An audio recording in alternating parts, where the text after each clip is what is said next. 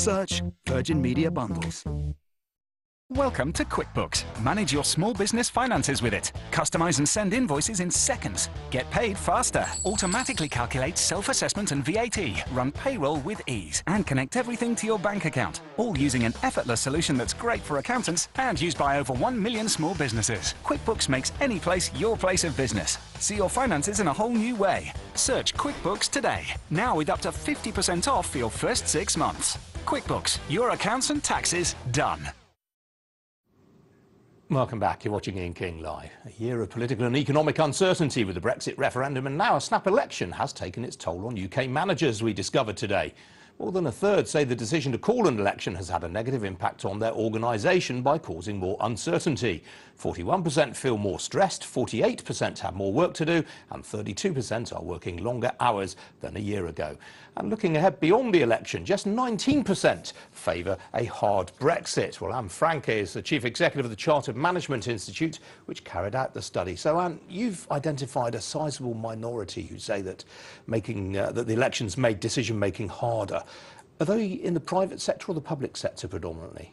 Well, it's interesting, Ian, they're actually in both. So for public sector, say government employees, you basically have PERDA. So government shuts down, no decisions get taken. That adds to stress.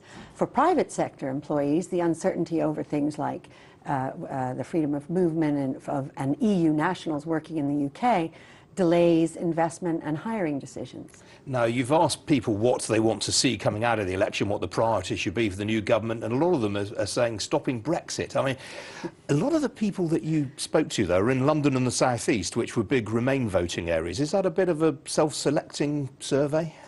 Well, there were a percentage in London, but actually the representation was pretty broad around the country. So it wasn't only London, and they were also people of all ages, young as well as old. And I think what people are saying is they don't support hard Brexit. They're saying, you know, can we have something that still makes it possible for us to access the single market?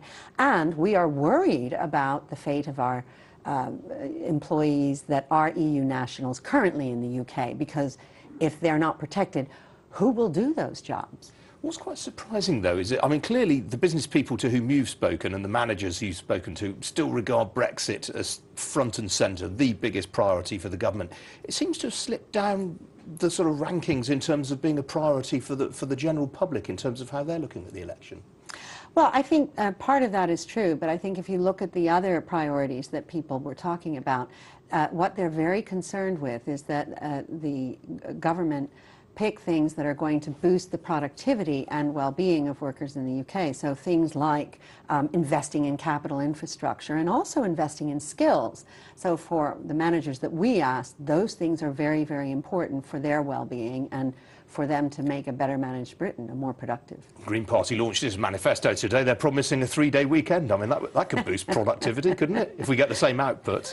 It could if we get the same output. But, you know, what is important and what is on managers' minds is greater flexibility in fitting work around life, some more fundamental protections, and greater transparency. And of course, the biggest trade or priority that business people said to you, they want to see more trade with non-EU countries after the election. Well, they do indeed, and obviously that's a key element. But it is also saying we still want to trade with the EU countries, but we also want to trade globally, and that is an opportunity which obviously managers are keen to seize on. So there's a bit of optimism out there still, then?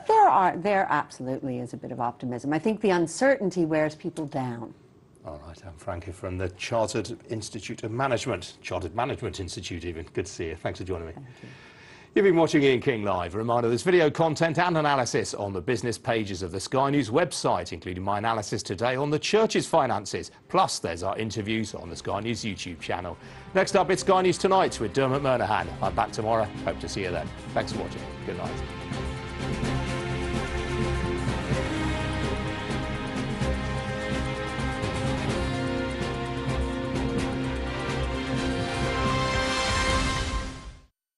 There's a tap that makes your coffee.